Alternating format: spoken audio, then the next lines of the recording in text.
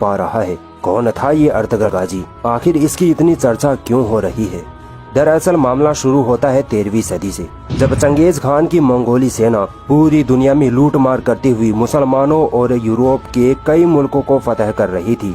Mongol ऐसे वहशी दरिंदे थे जो जहाँ भी जाते खून की नदियाँ बहा देते थे। ना बच्चों बूढ़ों का लिहाज, ना औरतों को छोड़ते थे। हर जगह तबाही फैलाना इनका मकसद था। जब ये मंगोल ख्वारिज्म के इलाके तक पहुँचे तो यहाँ एक कबीला था जो इस इलाके को छोड़कर वहाँ से भागा। उस कबीले का नाम था काई कबीला। इस कबीले का सरदार था सुलेमान शाह। सुलेमान शाह के 4 बेटे थे। तीसरे नंबर का बेटा था अर्तुगरुल गाजी। और ये ड्रामा या सीरीज इसी जाबाज हस्ती पर बना है। सल्जूकी सल्तनत की शहजादी हलीमा सुल्तान और उसके भाई और बाप को ईसाइयों ने कैद कर लिया था। जंगल के रास्ते से जब ईसाई इनको महल ले जा रहे थे तब ये लोग अर्तुगरुल गाजी के हत्थे चढ़ गए। अर्तुगरुल ने शहजादी हलीमा और उसके बाप और भाई को ईसाइयों से छुड़वा लिया। बस यहीं से शुरुआत होती है इस जाबाज दिलेर हीरो अर्तुगरुल गाजी की। इस घटना के बाद काई कबीले पर ईसाइयों की तरफ से तरह तरह की परेशानियां आने लगी, मगर अर्तुगरुल गाजी ने बड़ी दिलेरी से हर परेशानी को दूर कर डाला। अर्तुगरुल गाजी का दिलेरी वाला काम था ईसाइयों के उस किले को फतह करना जहां से मुसलमानों के खिलाफ साजिशें तैयार होती थी। इन ईसाइयों को उस वक्त नाइट टेम्पलर्स कहा जाता था। इस किले में बड़े बड़े ईसाई पादरी मिलकर मुसलमानों के खिलाफ एक आलमी जंग की साजिश रच रहे थे, मगर अर्तुगरुल गाजी की बहादुरी ने इनके नापाक इरादों पर पानी फेर दिया।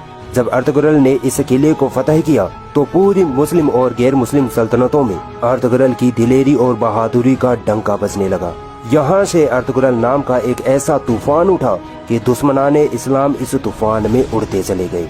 दरअसल बात यह है कि इस ड्रामे के जरिए मुसलमानों की बुज़दिली और एहसास कमतरी को खत्म किया जा रहा है। इन्हें अपनी तहजीब पर फख्र करना सिखाया जा रहा है। इस वक्त ये ड्रामा 150 देशों में तर्जुमे के साथ साया किया जा चुका है। मेरी नज़र में ये ड्रामा इस्लामी इनकलाब का एक अजीम दाई है और मुस्लिम नौजवानों को ये ड्रामा जरूर देखना चाहिए।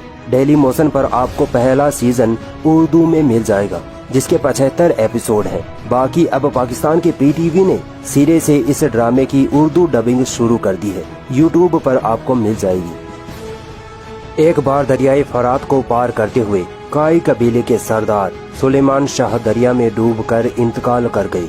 इसके बाद कबीले वालों ने अर्तुगरुल गाजी को अपना सरदार चुन लिया, क्योंकि अर्तुगरुल गाजी जैसा ज़हीन बहादुर निडर इंसान कबीले में और कोई न था। अर्तुगरुल की सरदारी में काई कबीले ने तुर्की के अनातोलिया की तरफ रुख किया। अर्तुगरुल के 2 भाई इससे अलग हो गए, जबकि अर्तुगरुल अपने छोटे भाई के साथ सफर पर निकल पड़ा। बीच सफर में अर्तुगरुल ने देखा कि 2 सेनाएं जंग कर रही हैं। एक सेना बड़ी कमजोर और जंग हारने की कगार पर आ पहुंची थी, तो अर्तुगरुल ने हारती हुई सेना का साथ दिया। ये जंग थी सल्जूकी सल्तनत और मंगोलों के बीच, मगर ये बात अर्तुगरुल को नहीं पता थी। मंगोलों की फौज अलाउद्दीन की सल्जूकी फौज को शिकस्त देने ही वाली थी कि अचानक अर्तुगरुल अपने 404 बहादुर फौजियों के साथ सल्जूकी फौज में मिल गए और मंगोलों को इस कदर मारा कि मंगोल अपने ही लोगों की लाशें मैदान में छोड़कर भाग गए। अलाउद्दीन कुछ देर पहले मंगोलों के हाथों अपनी शिकस्त यकीनी समझ रहा था, मगर अर्तुगरुल की मदद से इतना खुश हुआ कि अर्तुगरुल को शहर अंगोरा या अंकारा के करीब जागीर अता कर दी। अर्तुगरुल एक बेमिसाल और समझदार सरदार था, जिसकी समझदारी दुनिया के कोने कोने में फैल गई थी। दुश्मनाने इस्लाम इनकी जहानत के साथ बहादुरी को देखकर हर वक्त परेशान रहते थे। मुसलमानों की सल्जूकी सल्तनत इस वक्त बहुत कमजोर हो चुकी थी। एक तरफ रूमी फौज, दूसरी तरफ खूंखार मंगोल।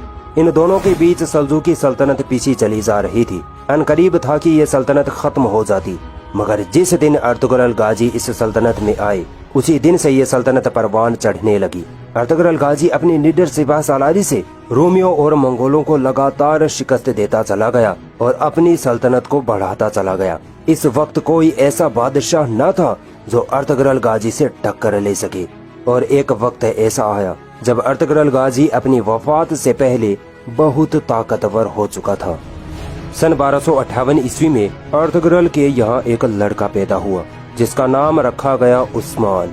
यह वही उस्मान था जिसके नाम पर तुर्की की सल्तनत को सल्तनत उस्मानिया कहा गया। عثمان بھی اپنے باپ ارطغرل کی طرح ذہین، بہادر اور نڈر تھا۔ 1288 عیسوی میں ارطغرل نے وفات پائی۔ اس کے بعد سن 1299 عیسوی میں ارطغرل کا بیٹا عثمان اپنے باپ کی گدی پر بیٹھا۔ عثمان میں ایک طرف دینداری اور دوسری طرف بہادری بہت زیادہ تھی۔ عثمان اس قدر اپنی طاقت کو بڑھاتا گیا کہ کچھ ہی سالوں میں 3 برِ اعظموں میں سلطنت عثمانیہ کا پرچم لہرا گیا۔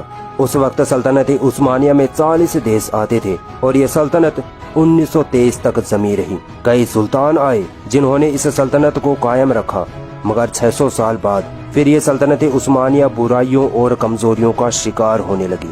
1923 میں اس سلطنت کو ایک دم سے ختم کر دیا گیا۔ جب پہلا وشو یدھ ہوا تب دنیا 2 حصوں میں بٹ گئی۔ ایک طرف کچھ دیس برطانیہ کے ساتھ آ گئے جن میں امریکہ، روس، فرانس آدی تھے، اور دوسری طرف ترکی کے ساتھ جرمنی اور کچھ دیس تھے۔ مگر پھر ترکی کا اس وقت کا جو سلطان تھا ولی الدین، اس کو سازش کے تحت دیس سے نکال دیا گیا۔ امریکہ، روس، برطانیہ نے زبردستی ترکی کے سلطان کو گھیر کر ایک سمجھوتا کیا کہ اگر اپنی سلطنت کو ہم سے بچانا چاہتے ہو تو ہماری شرطیں ماننی پڑیں گی، اور وہ شرطیں تھی یہ 100 سال کا سمجھوتا جسے کہتے ہیں سمجھوتا لوزان۔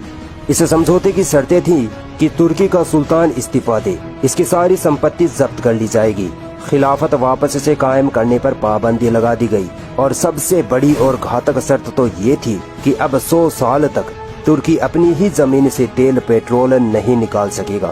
ترکی کو تیل یا پیٹرول دوسرے دیشوں سے ہی خریدنا پڑے گا، اور ترکی کی بندرگاہ باسفورس پر بھی پابندی لگا دی گئی، جو کہ ایشیا کو یورپ سے کم ترین فاصلے سے ملاتی ہے۔